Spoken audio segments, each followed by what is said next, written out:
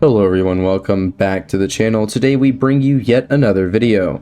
Today we're going to be playing Forgotten at Fredbears, which is a solo indie Five Nights at Freddy's horror game based off of Fredbears Family Diner, which, if you guys don't know, is the original restaurant that came before Freddy Fazbear's Pizzeria in the lore, for all you nerds out there. So let's get into it. Our story kicks off with who we could only assume to be our main character, whose name is John, is speaking on the phone with Mr. Afton. Afton is offering us a job at the night shift position, which our main character seems to be confused by because although they've done security work before, he's not sure why he got this position with the hours and pay he's being offered. As we can see by the look on William's face, he's a very sinister man, which anyone with a brain and that has at bare minimum the slightest bit of FNAF knowledge would have pieced together already. Afton informs us that the previous night guards will fill us in as we go and continue to progress to the job. Fun times. It then fades to Henry, who has built up large amounts of resentment towards Afton for not only killing his daughter but also wrecking the business image as well, at least in the original lore. Henry talks about William's ability to cover his own tracks and even mentions seeking justice for her, who we could only assume is Charlotte, Henry's daughter. It then shows us a picture of this game's version of the security puppet,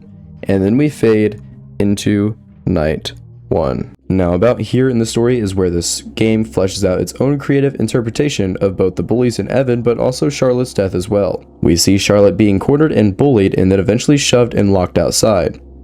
Evan sees this and decides to go outside to potentially offer comfort. It is here that we see his father approach Charlotte. Evan expresses both confusion and a bit of relief at an adult being able to potentially help the situation. Now, I personally think it's interesting that the developer decided to change the story so Evan had to witness Charlotte's death by his own father's hand.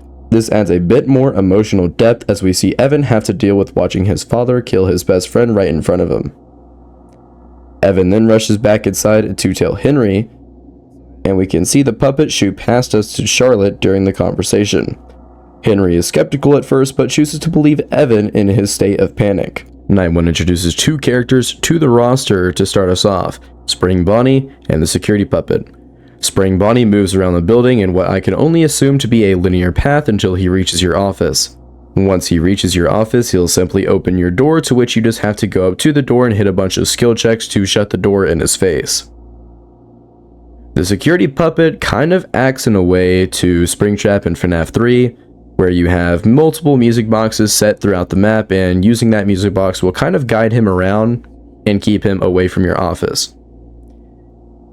Now, I do really like both of these mechanics, although it seems like it may get a little bit more frustrating as more characters get added. Right now, it seems like a pretty decent character balance. Just like the puppet behaves just like Springtrap in FNAF 3, the music boxes kind of behave in a way like the audio lures in FNAF 3 as well. Each singular music box is associated with a singular camera, and that camera has a certain amount of usage time for that specific music box. Once it goes down or dies completely, you cannot use that camera to lure the puppet away for the rest of the night. It really encourages trying to preserve as much battery in the music box as possible, which I think is a really interesting mechanic, because instead of just being able to recharge it like in FNAF 3, you're kind of forced to a limited usage time, which forces you to adapt on the fly and kind of use different cameras that you wouldn't normally use. Oh my god!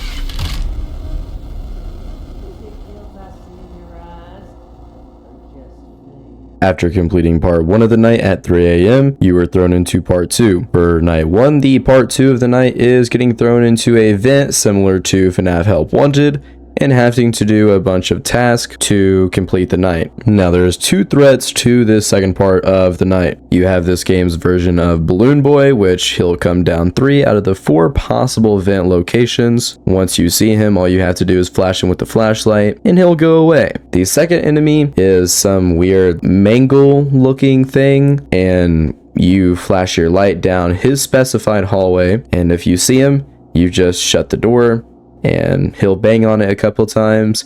There'll be a distinct audio cue that signals him actually going away, and then you just carry on with business. After you complete night 1, there is a cutscene that plays between what I can only assume to be between Henry and the main character, and they seem to be discussing something about trust and brings up the other guards. I thought the other guards were too curious. told you I trusted you to handle things. So go ahead, play a little card. But I know what you did, and I'll be the one who will deal with you. Our creations will be your undoing. I know the truth, and I won't let you live after what you did to my girl. I know what you are capable of. I'm sorry, old friend.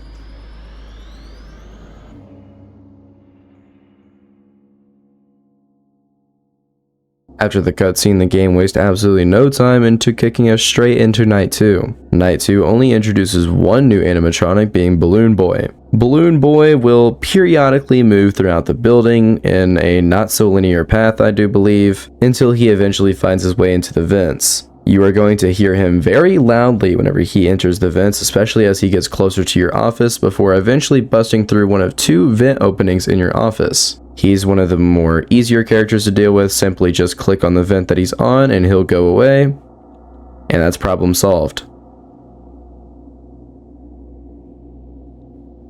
And with that, that pretty much sums up Night 2.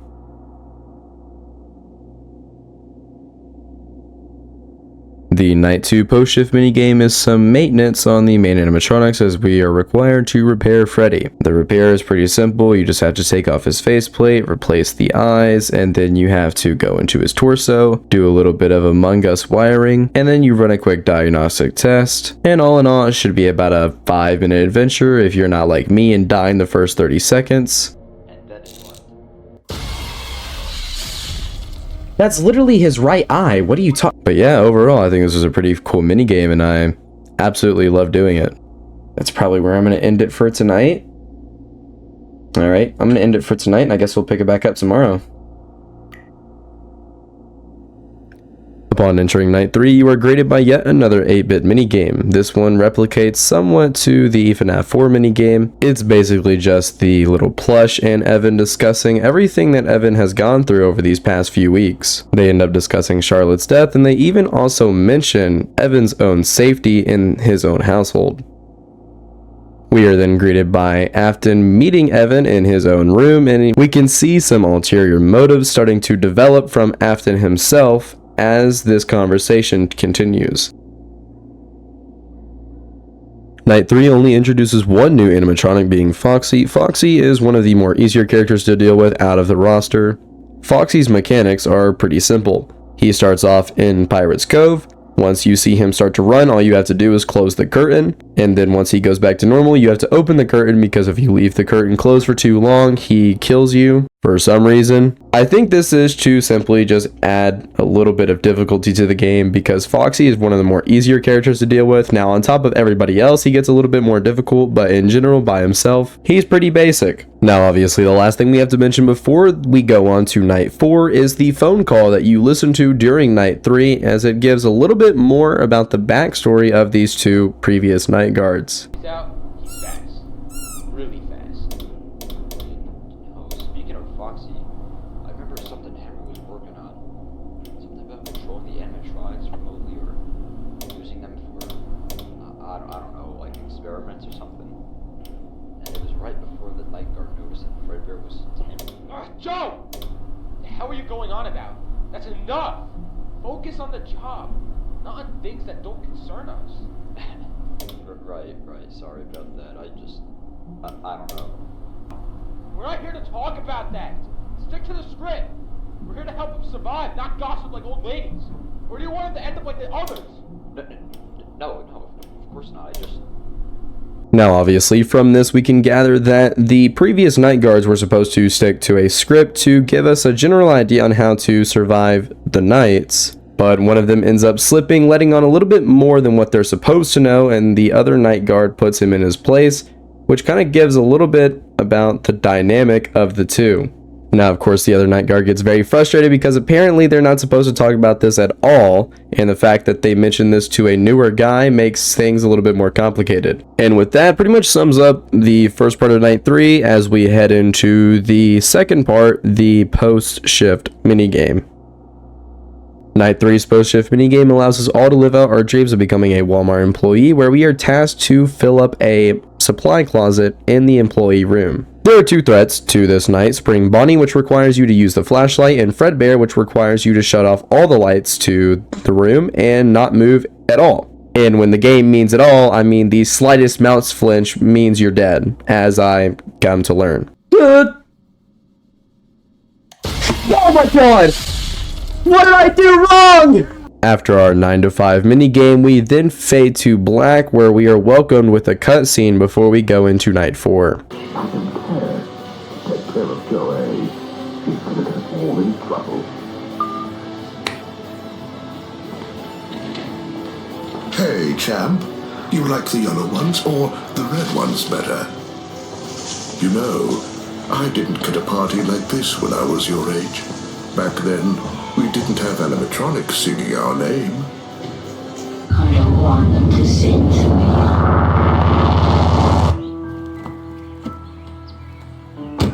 Come on, you'll love it. All your friends will be here. It's going to be perfect. Do I have to go? It's only a few more days. Now, obviously, there's a lot to unpack from that cutscene, but before we can get into that cutscene, let's first explain the new animatronic that is introduced in Night 4. The new animatronic is Fredbear, and I could say by far he's one of the most annoying animatronics when paired with literally anybody else. Fredbear will march up to the window in the front of your office, to which all you have to do is just stare at him and he will go away, but I can assure you that this is the most annoying mechanic in the entire game, because if you pair this with Puppet or Foxy or Spring Bonnie or Balloon Boy, you will get screwed. There is no way around that. It is very, very difficult to take on 2 of these guys at once. Pause. But with some insane luck and a little bit of skill, you can get through it. Referencing back to that earlier cutscene, Evan and William are going shopping for Evan's birthday party that's coming up in just a few days. Evan's eyes are blacked out, to which I can only assume to be because he's seen his father kill Charlotte, which is making it near impossible to develop any sort of emotional relationship with him. You can see Evan's reluctance to talk to his father whenever the cutscene distorts anytime that Evan decides to speak, and you can really see the true horror of the game begin to flesh out the further we go into this game. It is now that we can enter Night 4's post-shift minigame, and this minigame is very interesting, so I'm going to leave most of this mostly unedited, because this minigame kind of functions as a cutscene and a minigame kind of both all in one. So yeah, let's get straight into it.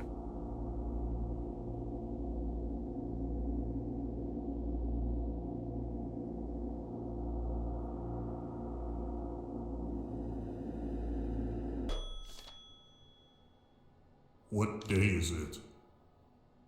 It was raining. The lights flickered. I think it was a Thursday. No, I mean, what day is it today? Today is Thursday too. There are only 2 more days until Evan's birthday party.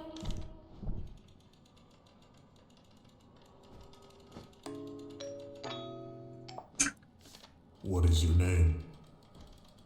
I don't know. I used to have one, but they don't say it. So maybe I only have to hit him with it unless if he moves. Security puppet? Yes, it is. I think.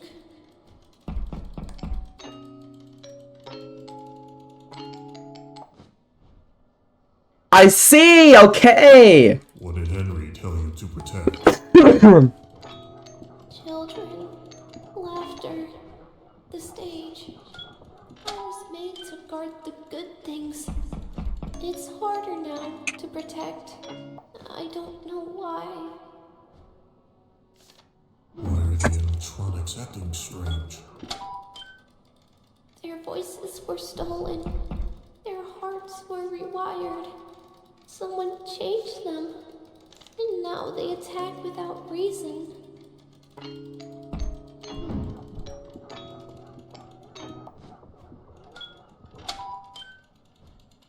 I gotta focus on calming her down, right now. What is hidden in the basement? I hear metal breathing and something crying. Henry said never to go down there. But he did. He always left the key with me. But now, he is gone. Where has Henry been? Gone. He left me here. Said he'd fix everything. But he never came back. So who's in charge? Afton is. But he disappears a lot too. It's just making me feel bad. Afton knew. He found me outside. He smiled while I stopped breathing. What? Please help me. Something is wrong. Who are you? I don't know anymore. A memory, a warning. I don't know what I am. Maybe I'm just what's left. Please, help me. I'm scared and confused. Help me find out what happened to me. Here are the keys to the basement. God, that's just so dark, man. Oh, dude. That's like sad. Oh, that's sad.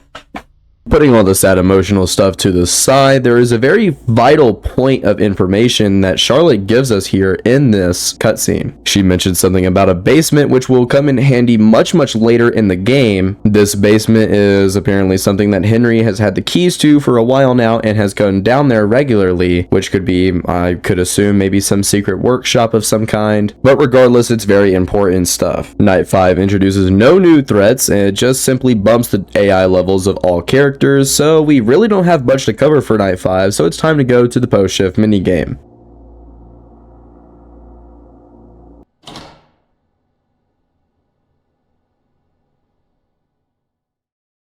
These machines were meant to be the future, William. The start of something new. Freddy Fazbear's Pizza.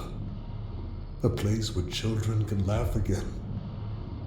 A place where you and I could have built something good. The post-shift minigame for Night 5 is more so of a boss fight between the 4 original characters of Freddy Fazbear's. Each character has their own mechanic to disable them with their own code to disable them in the terminal, plus a cutscene that plays for every single one that you kill.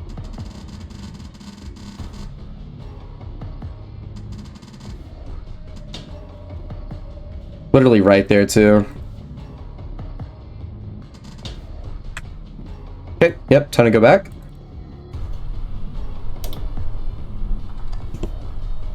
Terminate system Foxy. I know what she did. To her. To Charlie. You stood there and you watched the light go out of her eyes, didn't you? My little girl. And you took her from me. I thought if I gave these machines a greater purpose, if I made them strong enough, smart enough, maybe they could end you. Maybe they could give her peace.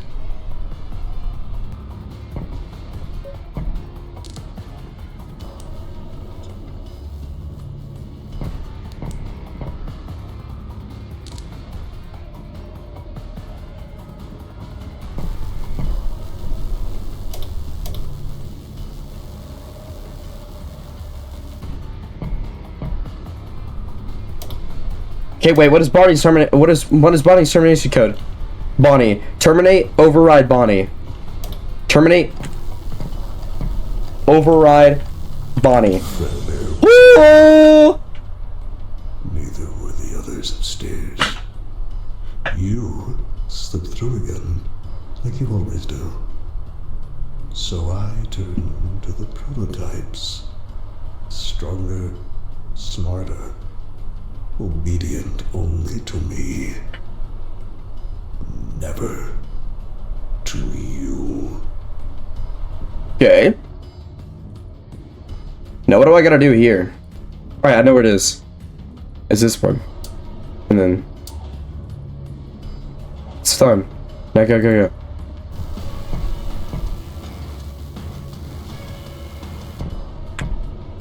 What's Chica's shutdown code? Shutdown process Chica.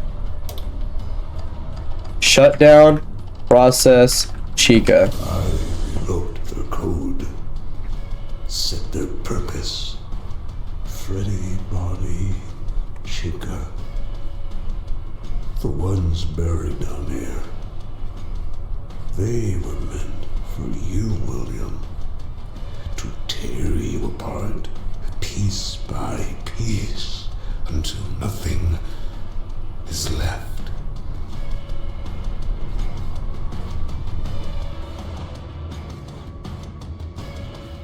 So what do I do now?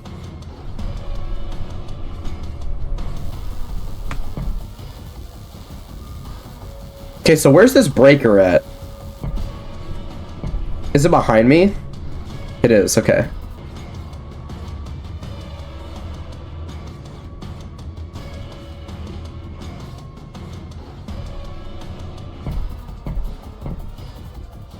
It's like powering an exegate into Badilite.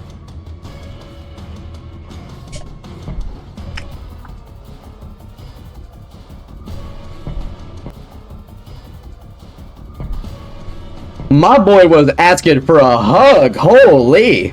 John, we gotta go back. Quick, head under the desk.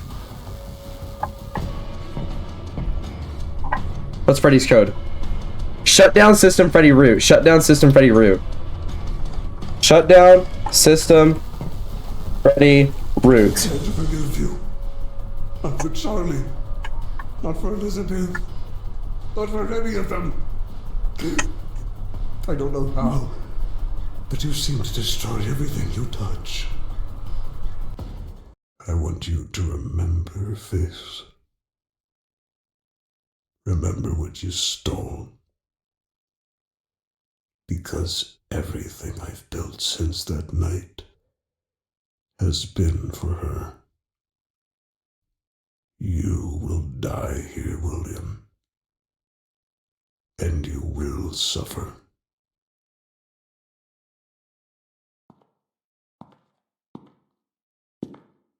Thank you for getting rid of them for me. But I can't let you walk out of here with all that, John. Nothing personal.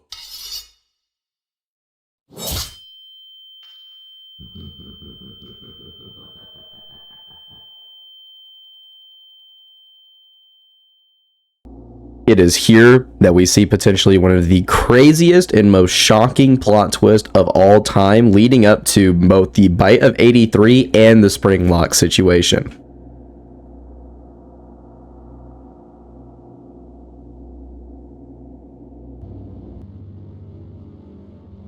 Well, look who finally decided to come home. You're here about Charlie. Of course you are. Why'd you do it? You really don't know. It wasn't just about her. It was about you. What? You had everything. The money, the awards, your name on every goddamn news article. Henry Emily, the genius behind Fredbears. You were the face of the future. I was just the man behind the curtain, building your dreams. You had a wife who loved you, kids who adored you, and Charlie.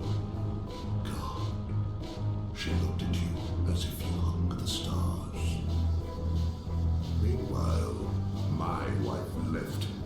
Michael hated me. Evan feared me. And Elizabeth got too close to one of my creations, and I just let it happen. Because that's what I do, Henry. Everything I build turns to rot. But you kept building a dream. So I tore it down. I took something you'd never get back. Not because I had to, but because I could. I wanted you to wake up like I do, empty. Come on. Give him a big old birthday kiss. Oh, he's gonna quiet again.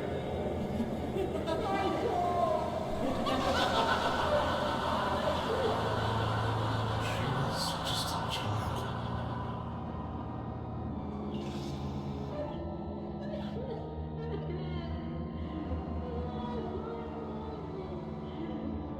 Evan.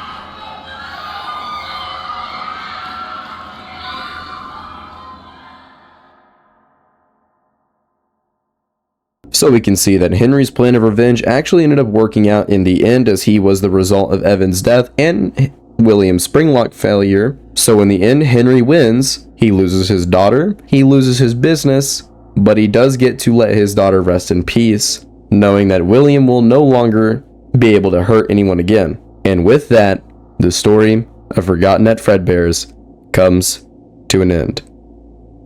If you guys like this video, make sure you go down and like and subscribe. This is probably one of my most ambitious projects ever. I've never actually sat down and spent more than an hour editing a video before. So this is something new for me, and I am glad that I sought this to the end, because I mean, this was a very long project, and yeah, you know, it's something to be proud of. But I guess I'll see you guys in the next one.